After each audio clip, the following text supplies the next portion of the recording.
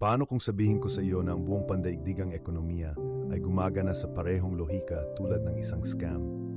Na ang bawat dolyar na iyong natitipid, bawat kontribusyon sa pagre-retiro na iyong ginagawa, bawat bayad sa mortgage na iyong ginagawa, bawat buwan ay bahagi ng isang istruktura na mabubuhay lamang kung parami ng parami ang mga bagong kalahok na sasali sa ibaba na patuloy na nagbobomba ng pera pataas sa itaas. Hindi lamang ito isang Ponzi scheme na nagkukubli sa isang madilim na sulok ng industriya ng pananalapi. Ito ang operating system ng modernong mundo. At narito ang malupit na katotohanan. Ang tanging dahilan kung bakit hindi ito bumagsak ay dahil ang mga gobyerno, bangko at mga sentral na bangko ay patuloy na nagpapakain dito ng mga bagong recruit, bagong kredito at mga bagong ilusyon. Ang tanong ay hindi kung babagsak ang sistema. Ang tanong ay kung sino ang madudurog kapag nangyari ito. Upang maunawaan ito, kailangan nating magsimula sa kung ano talaga ang isang pyramid scheme. Hindi ito komplikado. Ang isang pyramid scheme ay nangangako ng pambihirang kita. Ngunit sa halip na lumikha ng tunay na halaga, gumagamit ito ng pera mula sa mga susunod na kalahok upang bayaran ng mga naunang kalahok. Noong 1920, ginawang kakilakilabot ni Charles Ponzi ang ideyang ito na mangako siya sa mga mamumuhunan ng 50% na balik sa loob lamang ng 90 araw.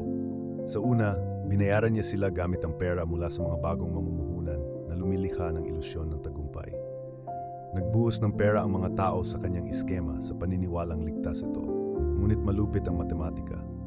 Ang bawat bagong antas ay nangangailangan ng mas maraming tao kaysa sa nauna. Sa loob ng ilang buwan, bumagsak ang buong sistema na ikinabangkarot ng libu-libo. Nakulong si Ponzi, ngunit nabubuhay ang kanyang pangalan. Ang isang pyramid scheme ay hindi napapanatili dahil nangangailangan ito ng walang limitasyong paglago sa isang may hangganang mundo. Kalaunan, maubusan ka ng mga taong madaling malinlang. At ito ang nakababahalang bahagi. Kung isasantabi mo ang mga legal na aspeto, ang pandaigdigang ekonomiya ay gumagana sa parehong lohika. Tumingin sa paligid. Ang mga gobyerno ay nanghihiram ng trilyong dolyar, hindi mula sa tunay na halagang nilikha nila, kundi mula sa mga susunod na henerasyon na hindi pa nga ipinapanganak. Ang mga korporasyon ay kumukuha ng utang upang pondohan ang mga share buyback, pinayayaman ang mga shareholder habang itinutulak ang singil sa hinaharap. Ang mga sambahayan ay nabubuhay sa mga credit card at mortgage, nagbabayad ng interest halos walang katiyakan habang ang principal ay halos nababawasan.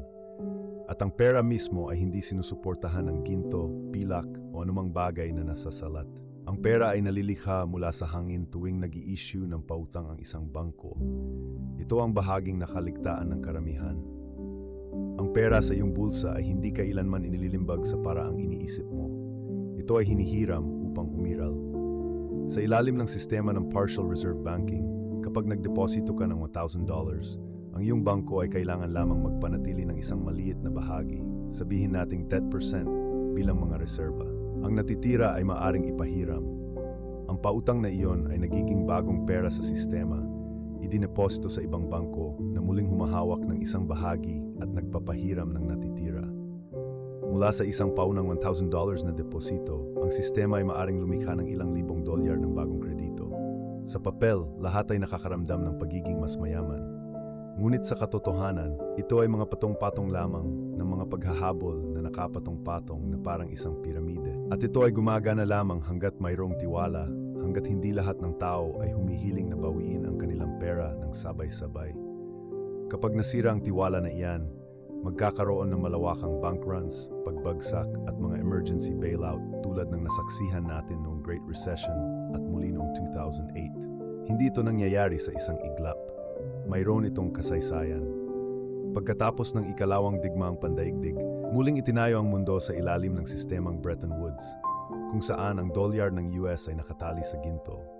Bumagsak ang sistemang iyon noong 1971. Nang isara ni Richard Nixon ang ginintuang bintana, ang pandaigdigang ekonomiya ay ganap na itinayo sa fiat money, isang perang idineklara ng mga gobyerno na may halaga na walang sinusuportahan kundi tiwala. At ang tiwala ay marupok. Para mapanatiling buhay ang sistema, kinailangang mangako ang mga gobyerno ng walang hanggang paglago. Paglago na pinupondohan ng utang, paglago na pinupondohan ng inflasyon, paglago na pinupondohan ng iyong paggawa. Pamilyar ba ito? Yan ang istruktura ng isang pyramid scheme. Isipin ang mga pensyon at social security. Hindi sila nagmumula sa ilang mahiwagang vault na iyong inaambagan. Nagmumula sila sa mga kontribusyon ng mga mas batang manggagawa na nagtatrabaho at nagbabayad. Ngayon, ayos lang iyon hanggat patuloy na lumalawak ang ilalim ng pyramid. Ngunit sa mga bansang may tumatandang populasyon tulad ng Japan, Italy at maging sa Estados Unidos, mas kaunting mga kabataan ang nag-aambag sa isang sistemang lalong nabibigatan ng lumalaking responsibilidad ng mga retirado. Ito ay isang demographic pyramid at ang mga equation nito ay hindi balanse. Tinatanggal ito ng mga gobyerno sa pamamagitan ng pangungutang ng higit pa at pag-iimprenta ng mas maraming pera, ngunit ang butas ay lalong lumalalim. O tingnan ang merkado ng pabahay. Sa loob ng mga dekada, ang mga presyo ng bahay ay hindi nabibigyang katwiran ng kanilang intrinsic na halaga, kundi ng presyong handa o napilitang bayaran ng mga bagong mamimili gamit ang hiniram na pera.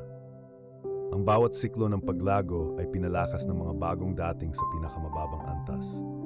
Ngunit kapag bumagsak ang abot-kayang presyo tulad ng nangyayari ngayon, ang pinakamababang antas ng piramide ay lumiliit, ang ilusyon ay nababasag, at ang mga ari-arian ng milyon-milyon ay nawawala. Maging ang mga pamilihan sa pananalapi ay gumagana sa parehong lohika. Ang mga pagtatasa ng stock ay hindi lamang hinihimok ng mga kita, kundi nang inaasahan na may ibang bibili sa mas mataas na presyo bukas. Ang cryptocurrency, ang pinakamalinaw na kahulugan ng pag-iisip ng pyramid scheme, ay kung saan ang mga unang kalahok ay nagiging mayaman lamang kung ang isang alon ng mga susunod na kalahok ay naniniwala sa pera. Ngunit maging malinaw tayo, hindi lamang ito cryptocurrency. Ang buong sistema ng pananalapi ay gumagana sa ganitong paraan, at kapag nagsimula itong bumagsak, doon lumilitaw ang tunay na pyramid master, ang sentral na bangko. Noong 2008, nang tuluyang bumagsak ang piramide ng pabahay, ang Federal Reserve at mga sentral na bangko sa buong mundo ay nag-imprenta ng $1 trillion. Tinawag nila itong quantitative easing, ngunit ito ay parang pagbomba lamang ng bagong pera sa sistema upang mapanatili itong nakalutang. Ang mga lumang utang ay binayaran ng bagong pera. Ang mga pagkalugi ay sinapersonal, habang ang mga kita ay nanatiling pribado. Ang piramide ay hindi gumuho. Ito ay muling itinayo mas malaki, at ang gastos ay ipinapasa sa iyo, ang nag-iipon, ang manggagawa, ang nagbabayad ng buwis, sa pamamagitan ng inflasyon, sa pamamagitan ng pagtitipid, sa pamamagitan ng mabagal na pagguho ng kapangyarihang bumili. Malinaw na inilalarawan ng kasaysayan ang pattern na ito. Ang Great Depression noong 1930s, nang sumabog ang mga speculative bubble at milyon-milyon ang nawala ng lahat. Ang Japanese property bubble noong 1980s, nang ang lupa sa Tokyo ay mas mataas ang halaga kaysa sa lahat ng lupa sa California, hanggang sa gumuho ang lahat at tumagal ng ilang dekada pagkatapos. Ang bawat kaso ay nagpapakita ng parehong DNA, mga sistemang humihingi ng walang katapusang bagong pera at walang katapusang bagong pananampalataya hanggang sa dumating ang katotohanan. Ang nakakabagabag na katotohanan ay na-normalize na natin ang modelo ng piramide. Tinatawag natin itong paglago, tinatawag natin itong stimulus, tinatawag natin itong ekonomiya. Ngunit kung ang sistema ay hindi mabubuhay ng walang patuloy na pag-iniksyon ng mga bagong utang at patuloy na pagdagsa ng mga bagong mananampalataya, marahil ay hindi ito kailanman naging isang matibay na pundasyon. Marahil isa lamang itong strukturang itinayo sa buhangin. At marahil ikaw at ako ay nakatayo sa ilalim, sumusuporta dito. Ngayon ang piramiding ito ay mas malaki kaysa dati. Ang pandaigdigang utang ay tinatayang lalampas sa $300 trilyon, 3 beses ang kabuuang taon ng output ng ekonomiya ng mundo. Isipin mo yan sandali. Ang buong planeta ay may utang na katumbas ng 3 taon ng sarili nitong kolektibong paggawa bago pa man ito makapag-break even. Gayunpaman, ang mga politiko, ekonomista at mga sentral na bankero ay nagsasalita na parang ang tanging solusyon ay mas maraming utang, mas maraming paglago, mas maraming pangungutang mula sa hinaharap upang mapunan ang mga butas ng kasalukuyan. Ito ay parang isang Ponzi scheme na alam ng lahat, ngunit walang sinuman ang nangangahas na huminto. Dahil sa sandaling tumigil ito, ang buong istruktura ay babagsak. At kaya naman ang inflasyon ay may napakalaking epekto. Ang inflasyon ay ang tahimik na paraan ng piramide na humihingi ng sakripisyo nito. Tumataas ang mga presyo hindi lamang dahil sa supply at demand, kundi dahil ang bagong pera ay bumabaha sa sistema sa tuwing may kakulangan sa budget ang gobyerno o ang sentral na bangko ay nagbabalanse sa merkado. Kapag ang pera ay nalilikha ng mas mabilis kaysa sa tunay na halaga nito, ang iyong mga sahod, ipon, at mga pensyon ay nawawalan ng kapangyarihang bumili. Ang implasyon ay hindi aksidente. Ito ay isang gastos na idinisenyo upang mapanatili ang piramide. Ganito sinasabi ng sistema na hayaan natin itong mabuhay ng isa pang taon. Ngunit ikaw, ang karaniwang mamamayan, ang siyang magbabayad ng singil. At ang problema sa demograpiko ay mas malala pa. Ang seguridad panlipunan at mga pensyon sa kanluran ay nakasalalay sa mga batang manggagawa na sumusuporta sa mga matatandang retirado. Ngunit bumababa ang mga rate ng kapanganakan, tumataas ang inaasahang haba ng buhay at lumiliit ang ilalim ng piramide ng populasyon. Sa Japan, mas maraming lampin para sa matatanda ang naibenta kaysa sa mga lampin para sa sanggol. Hindi lamang iyon isang katotohanan sa demograpiko. Ito ay isang bombang pang-ekonomiya. Ang parehong bagay nangyayari sa Europa at lalong nagiging kitang-kita sa Estados Unidos. Ang mismong istruktura ng mga sistemang pensyon na ito ay sumasalamin sa hugis ng isang piramide. Ang pera ay dumadaloy lamang pataas hanggat may sapat na mga bagong contributor sa ibaba. Kapag wala ng patuloy na paglago, ang pangako ay gumuguho at ang pag-asa sa mga bailout ay lumalalim. Ang bawat pangunahing krisis sa nakarang siglo ay nagpakita ng parehong tugon. Ang Great Recession ay humantong sa New Deal at sa paglawak ng fiat money. Ang mga pagkabigla sa langis noong dekada 1970 ay humantong sa muling sirkulasyon ng petrodollar na nagpapadala ng kita ng langis sa mga bono ng Treasury ng Estados Unidos upang mapanatili ang operasyon ng makina. Ang krisis sa pabahay noong 2008 ay nagdulot ng $1 trillion sa quantitative easing. Ang pandemya noong 2020 ay nagdulot ng higit pa sa isang saklaw na walang katulad sa kasaysayan. Sa anumang kaso, ang sagot ay hindi kailanman ang muling pagtatayo ng sistema. Sa halip, pinili nilang itaas ang pusta, palawakin ang piramide, at itulak ang mga pagbabayad pa sa hinaharap.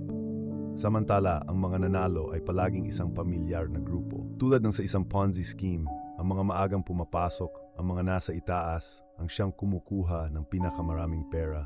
Ang mga bangko ay nangongolekta ng interes sa perang kanilang nililikha mula sa hangin.